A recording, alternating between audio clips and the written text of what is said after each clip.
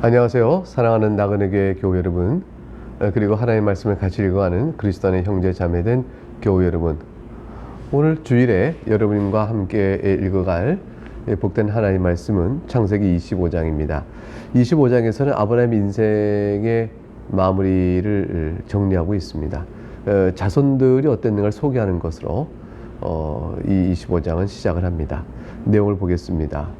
아브라함이 후처를 맞이합니다. 그의 이름은 그두라입니다. 그두라에게서 시므란, 욕산, 무단, 미디안, 이스박, 수아를 낳습니다. 그리고 이제 욕산은 스바와 드단을 낳았고, 드단의 자손은 아수르 족속과 르두시 족속과 루미의 족속이며, 미디안의 아들은 에바와 에벨과 한옥과 아비다와 엘다인이 다 그두라의 자손이었습니다. 아브라함이 이제 자기의 소유는 이삭에게 다 주었고요. 이 서자들, 그두라와 사이에 낳은 자녀들에게도 일정한 재산을 주고, 아브라함이 살아있을 때 그들 다 이삭에게서 떠나게 합니다. 그래서 6절에 그들로 하여금 자기 아들 이삭을 떠나 동방 곧 동쪽 땅으로 가게 하였더라. 아브라함의 이때 향년이 아브라함이 이제 세상을 떠났을 나이가 주님 품으로 갔을 때가 이제 175세라 되어 있습니다. 그의 나이가 늙고 8절에 높고 늙어서 기운이 다하여 죽어 자기 열조에로 돌아가매. 9절 그의 아들들은 이삭과 이스마엘이 그를 마므레 앞 헷족속 소알의 아들 에브론의 밭에 있는 막벨라굴에 장사하였으니, 사라를 묻었던 막벨라굴에 같이 장사한 거죠. 이것은 아브라함이 헷족속의 산 밭이라. 아브라함과 그의 아내 사라가 거기 장사지니라. 아브라함이 이제 175세로 세상을 떠나고 하나님 품으로 돌아갔으면, 사라가 127세에 세상을 떠났을 때 아브라함 나이가 137세잖아요. 그러니까 이제 사라를 떠나보내고 아브라함은 약 38년 정도 더 살았다는 걸 알 수가 있겠죠. 아브라함이 이제 사라 외에 아내를 두었다는 사실이 나오죠. 그 후처라고 되는 그두라. 사라가 이제 죽은 후에 호인한 것인지, 아마 사라가 이삭을 낳고 나서 사라가 죽기 이전에 그두라를 또한 맞이한 것인지, 그것은 뭐 불분명합니다. 성경학자들 가운데는 아마 이삭을 낳고 난 뒤에 사라가 주님 품에 가기 전에 그두라를 후처로 맞이하지 않을 가능성이 있다고 생각하는 분들이 좀 있더라고요. 그두라에게서 자손이 많이 출생하지만 이들은 아브라함의 언약과 상관이 없습니다. 그러니까 이것은 사실은 그두라를 후처로 맞이해서 자손을 많이 둔 것은 흥미로운 사실을 보여줍니다. 그토록 사라와의 관계 속에 자식이 없었죠.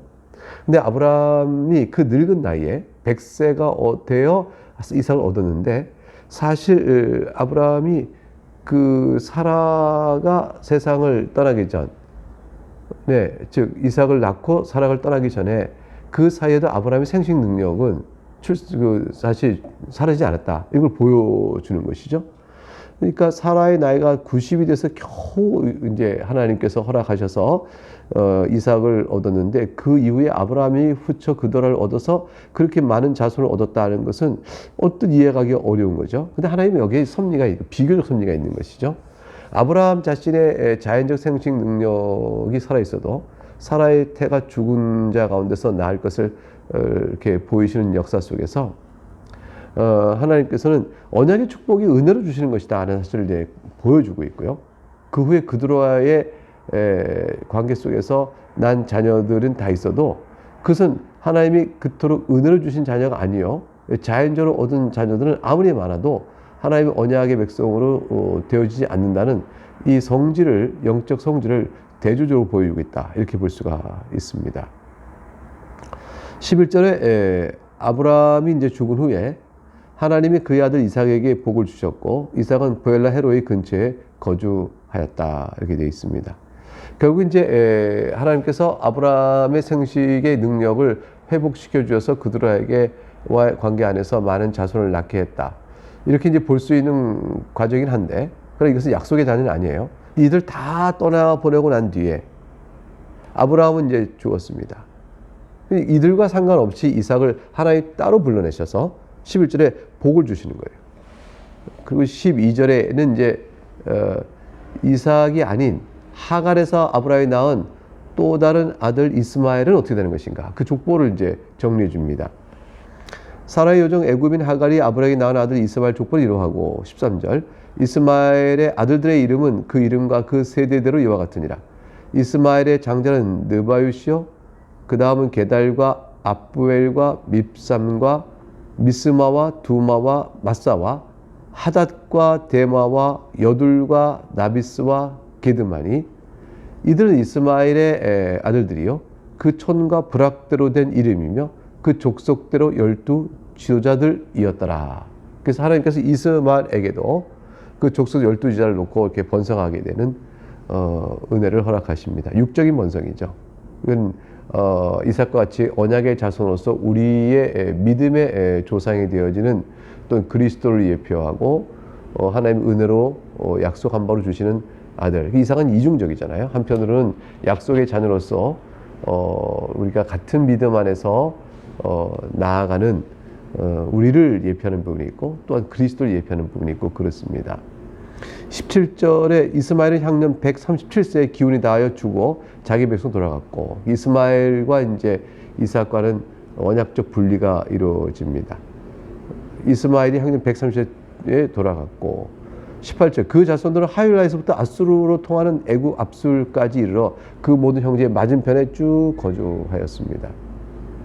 이제 성경은 이스마엘의 죽음으로 해서 아브라함과 관계된 모든 육적 후손들 다 이제 계보를 정리하고 흩어져 어떻게 살았는가를 말해준 다음 오직 초점을 이삭에게로만 집중합니다. 19절 아브라함의 아들 이삭의 족보는 이러하니라. 아브라함이 이삭을 낳았고 이삭은 40세에 리브가를 맞이해 아내를 삼았으니 리브가는 바단 아람의 아람 족속 중 부두엘의 딸이요 아람 족속은 라반의 누이였더라. 예, 그건 이제 우리가 다 알고 있는 내용이죠. 부두엘의 딸이요 아람 족속 라반의 누이인 것을 우리가 알고 있습니다. 21절에 이제 이삭이 그의 아내가 임신하지 못하므로 그를 위하여 여호와께 간구하며 여호와께서 그의 간구를 들으셨으므로 그의 아내 리브가 임신하였더니 참 이것은 대조적인 표현이에요. 왜냐하면 앞에 봤던 그들와의 관계 속에 난 자식들은 전부 번성합니다. 또 계속 자식들의 대를 이용을 나오죠. 또 근데 이스마엘의 경우도 이게 12족속을 이뤘다 할 만큼 자손들이 나 있는데 이삭의 경우는 약속의 자녀 이삭의 경우는 도리어 리브가조차도 사라와 마찬가지로 태가 닫혀 있어서 임신하지 못했습니다.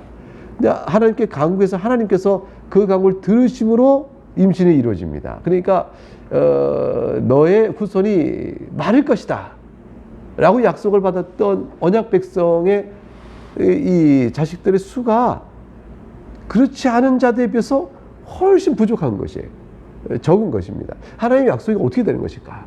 이런 것들 보여주죠. 이런 모든 과정은 하나님 말씀하신 아브라함의 자손의 그 번성함이 육적 혈통의 번성함으로 다른 사람들보다 더 압도적으로 번성했다. 이렇게 해서 이루어지는 것이 아니고 하나님께서 나중에 이제 우리가 야곱의 12자손과 애굽에 가서 번성케 이제 들어오는 과정이 있지만 그것을 통해서 약속의 말씀이 실현되는 과정을 보여주지만 그래 궁초로 이렇게 태가 열어지는 기적적인 모든 사건들은 우리들에게 믿음의 하나님의 약속에 따른 것을 통하여 이루어진 자손들은 믿음으로 얻는 자손인 것을 우리에게 보여주는 교훈들이 있는 거죠. 그러니까 우리가 믿음에 따라 아브라함의 후손이 되는 것을 보여주는 그런 특별한 의미가 이곳에 있다 볼 수가 있겠습니다.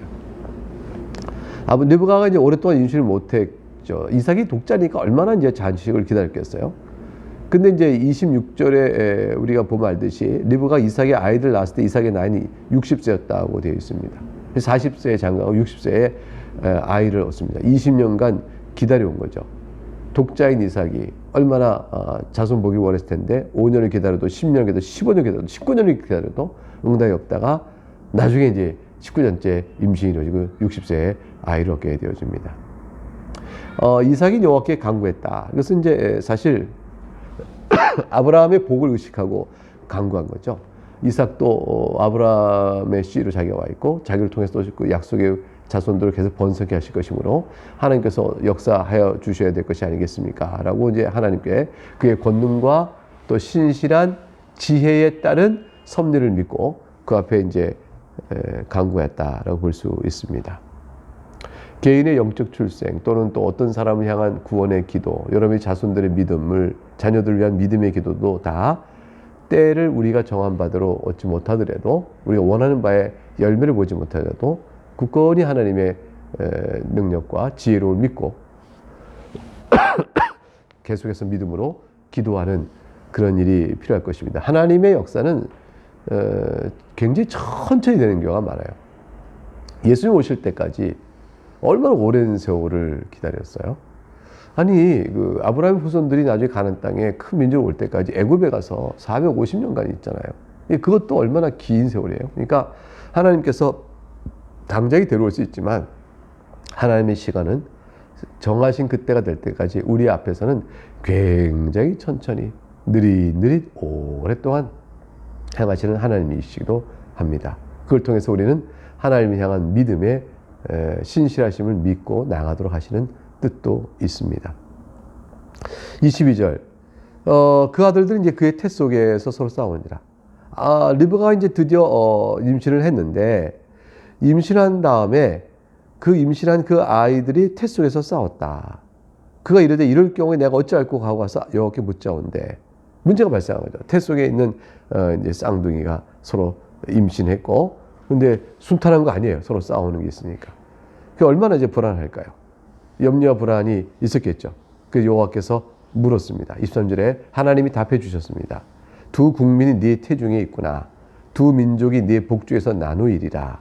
이 족속이 저 족속보다 강했고 곧 큰 자가 어린 자를 섬길 것이라. 이렇게 해서 쌍둥이 낳을 것인데 그러나 그 사이에는 갈라짐이 있을 것이라 말씀해 주셨어요.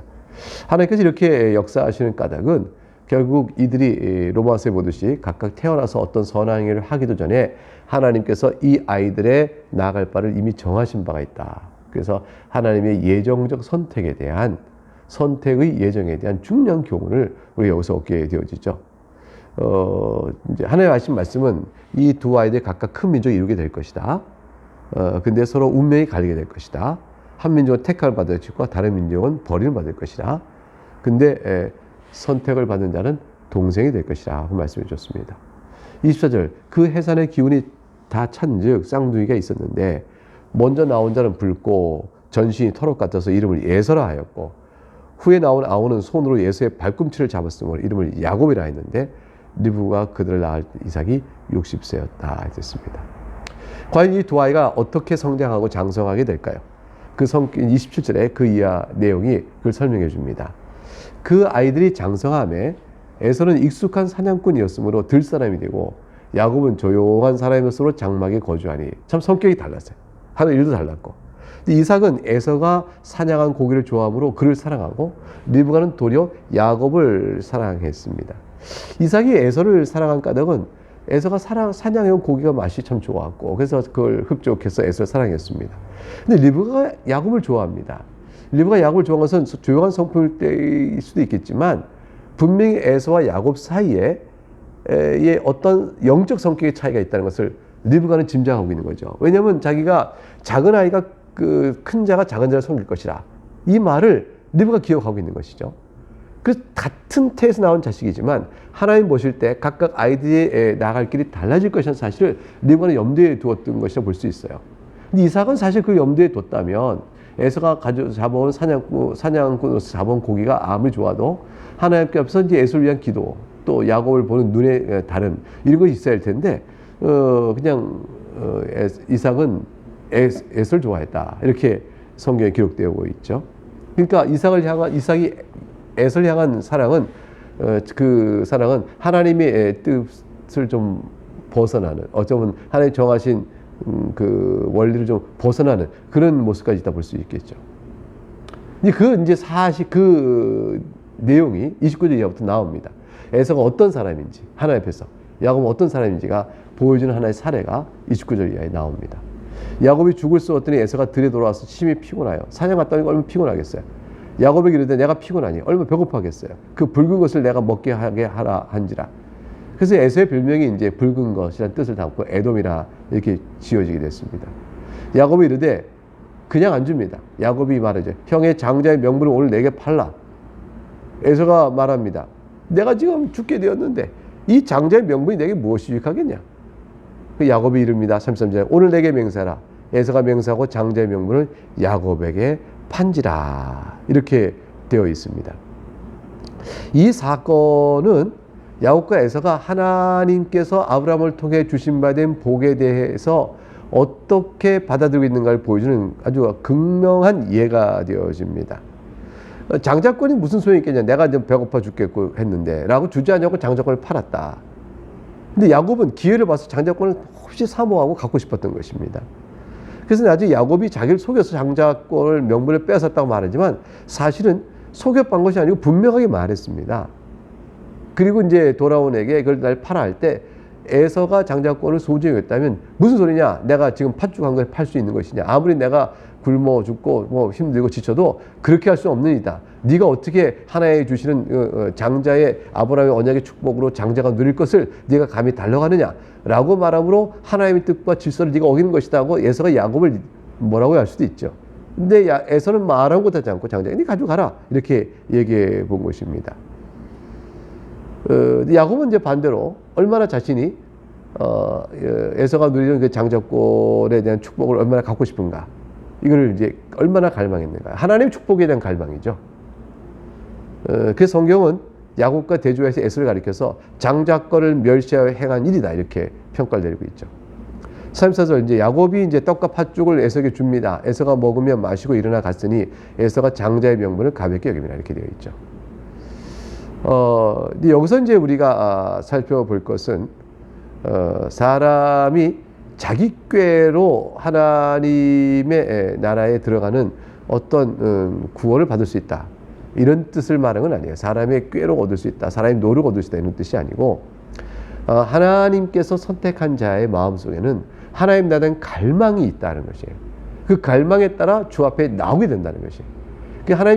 하나님 나라에 대한 눈을 뜨게 합니다. 그 하나님 나라는 열망을 갖게 합니다. 그 열망을 가지고 하나님 앞에 엎드려 나오게 합니다. 여러분과 제가 다 그 은혜를 입어서 예수 그리스도의 복음에 눈을 뜬 자가 된 거예요. 우리의 죄인 된 걸 알게 된 겁니다. 그리스도 앞에 나와서 하나님의 용서를, 즉 그리스도 안에 베푸신 그 사랑을 우리가 갈망하게 된 거죠. 그 주 앞에 나오게 된 거죠. 이게 하나님 선택한 자예요. 그래서 우리는 하나님이 택한 사람은 누구라도 하나님 나라를 사모하게 돼 있고요. 그리고 하나님 나라를 사모함으로 주 앞에 나오는 그 영적인 태어난 모습이 우리를 통해 드러나게 될 때 과연 그가 믿음의 증거 가진 사람이라 이렇게 보게 되어진 것이죠. 하나님 택하지 않은 자는 결국은 영적인 모든 복을 가벼이 무시 여기고 소홀히 여깁니다. 장자권을 가벼이 여겼다 이렇게 되어지는 모습을 볼 수 있는 것이죠. 장자권을 뭐 기계적으로 사람이 주고 살고 파시던 것은 아니에요. 여기서 이제 그 장자권을 내가 사겠다, 너 가져가라 이렇게 말한 것은 그들이 정말 사고 팔 수 있는 매매 물건이라는 뜻이 아니고 그 에서와 야곱이 하나님께서 아브라함에게 베푸신 언약의 축복의 계승에 대한 영적 태도가 어떤 것인가를 보여주고 있는 하나의 사례가 되어진 것이죠. 그래서 그걸 토대로 에서가 그럴 수 없다, 내가 하나님을 사랑하는 자였다면 장자권을 팔다니 당연히 자기가 그 복을 대한 열망을 보일 것이고, 야곱이 그렇지 못해 팔지 않았겠죠. 야곱은 도리어 그것을 가지고 있다는 것을 보여줍니다. 하나님 나라를 향한 열망이 여러분에게 어떻습니까? 여러분 무엇을 가지고 어떤 이가 와서 신앙을 배반하라, 그럼 내가 세상 걸 주겠다, 그렇게 넘겨버리고 우습게 여기겠습니까? 그럴 수 없잖아요. 예수 그리스도의 믿음이 우리에게 영원한 생명의 소중함이 되어지지 않습니까? 하나님 나라를 향한 우리의 열망과 소망, 우리는 결코 버릴 수가 없는 사람입니다.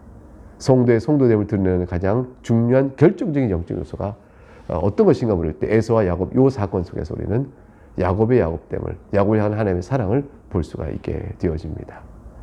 우리가 그 사랑을 잊고 오늘도 이렇게 말씀을 같이 읽으면서 또 복된 오늘 주일에 예배하고 또 이 말씀 앞에서 복된 선택된 은혜를 기뻐하는 거 아니겠습니까?